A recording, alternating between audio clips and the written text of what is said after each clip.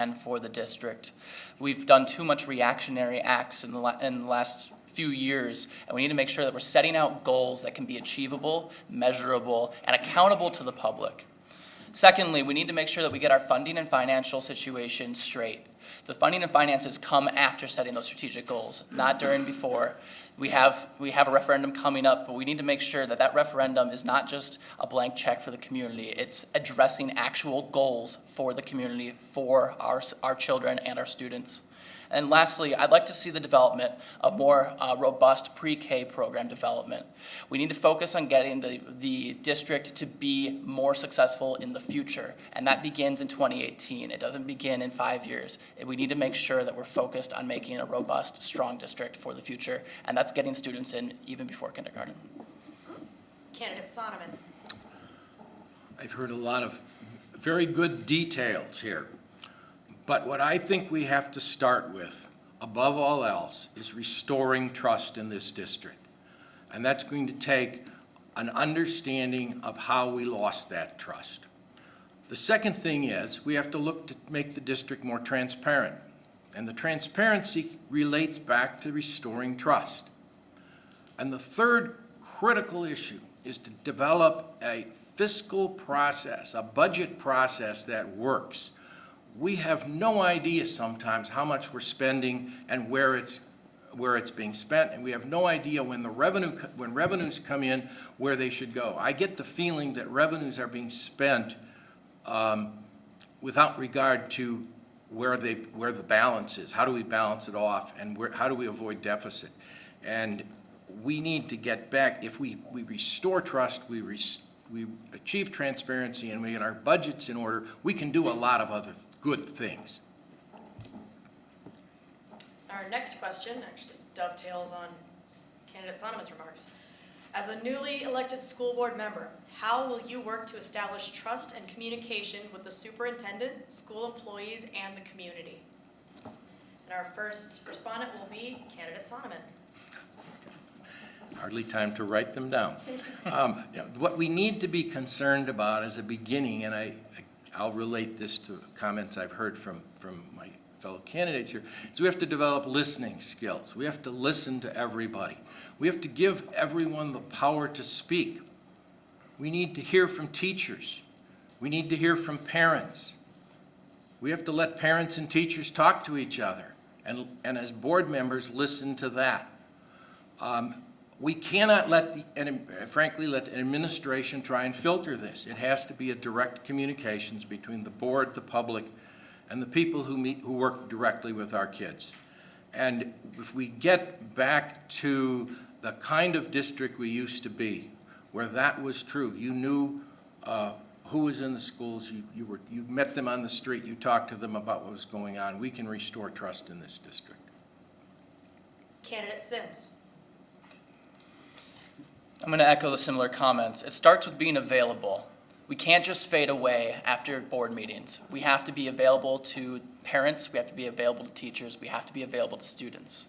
That means taking time for questions, whether it's morning, afternoon, night. That means having sidewalk meetings. That means being willing to be talked to in a more harsh tone occasionally.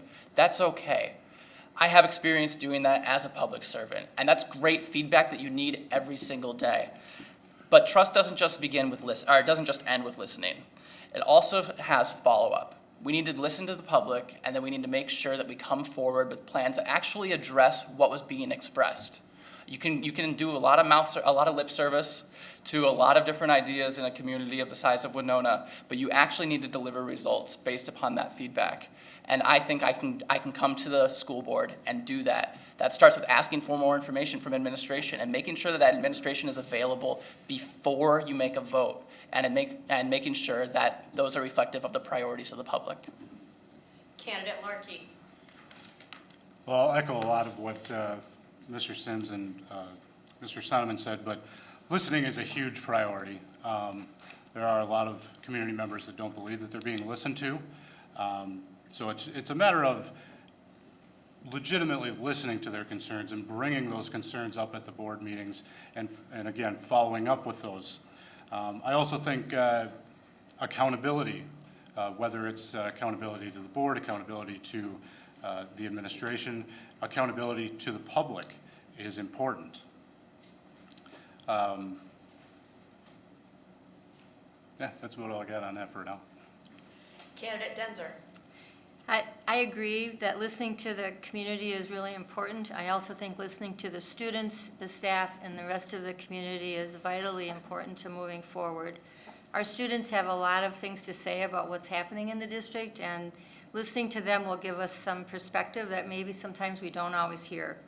I think being visible is important for me, for anyone else who's on the board, and being accountable to the people that we serve in the entire community. Candidate Schul.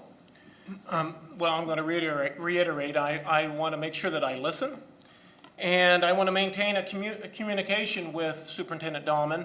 I attended a strategic planning meeting in March that Superintendent Dahlman led. There were about 4 people in the community who attended, and I was one of them. I was planning on being a fly on the wall. I ended up being front and center. And my experience was he listened. And so I'm going entering this with good faith that he'll listen and that I'll listen to him. And I'm going to visit classrooms. I've already begun doing this. I'm going to continue to do it. I love doing that.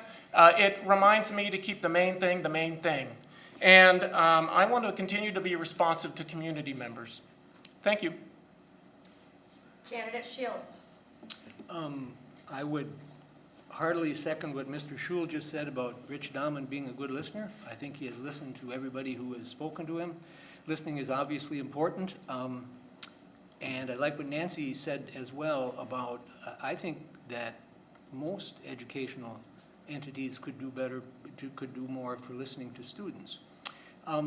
The other thing I want to say is that I think that this board has done a lot of listening over the past 3 years as it has gone through deliberations about programming and policies and about buildings. Where things get complicated sometimes is when there are varying opinions on really emotionally hot-button topics, and then not everybody prevails. And I think it's easy to say sometimes that you haven't been listened to when a situation goes in another way. But listening is important, and I think the board and administration have been doing that, and that's the basis for where we are. Candidate Hazelton. If elected, I would try to do a good job of listening. When I was on the board on the previous term, it was not common or not uncommon to be stopped at the grocery store or when I was out and about in the community, and I would take the time to talk to people, try to answer their concerns, and bring it to the board table. I think we need to do a better job of being transparent and open and listen to what our constituents are asking. We are elected to represent the public, and we need to honor that, not have personal agendas and do whatever we feel like. We are accountable to the public, and I think that's the whole key, is to be a good listener and be responsive and courteous to people. Our next question. What policies would you pursue or propose to support special needs students? And our first candidate will be candidate Hazelton. Being out of the loop for 8 years, I may not be up to date on everything, but first and foremost, I would take into consideration and study and try to learn as much as I can before making any policy changes. As noted in one of the candidates' speeches for opening, 861 does have some of the best special ed services in the state of Minnesota, and that's a well-known fact. I would continue to support special ed and everything that revolves around them. It affects me personally, as my son is autistic and went through special ed in Winona. My daughter has Asperger's syndrome, which is also a form of autism, and she's receiving excellent help and care with the dedicated staff at WK. So I would continue working to do whatever I can to make better policy and better rules and help these kids along. Candidate Shield. I think that when you look at the complexity of the dilemmas faced by special needs kids and families in situations like that, the best thing that we can do is provide special ed programming with the resources that it needs, and many of those resources are human, and this gets back down to some hard decisions. One of the proposals that came before the board during a budget cutting session, there was a proposal to either completely do away with or to significantly reduce the director of special education.